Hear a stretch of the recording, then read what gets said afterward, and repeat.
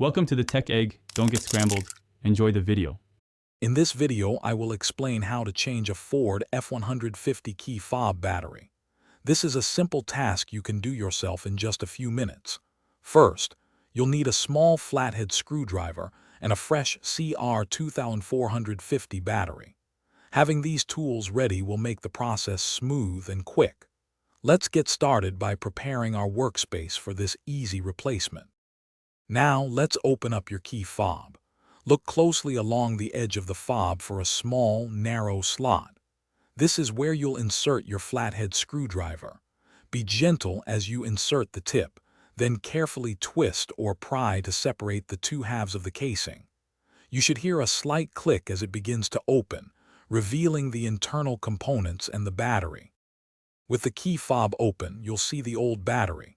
Before you remove it, take a moment to note which way the positive side is facing, usually indicated by a plus sign.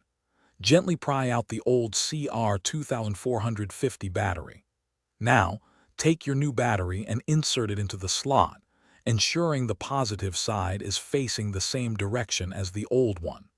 This ensures proper function. Finally, it's time to reassemble your key fob. Carefully align the two halves of the casing, making sure all the edges match up perfectly. Gently press them together until you hear a distinct click, indicating they are securely fastened. Once closed, take a moment to test all the buttons on your key fob to ensure everything is working correctly. You've successfully changed your battery. Thanks for watching. Consider subscribing if I helped unscramble your problems.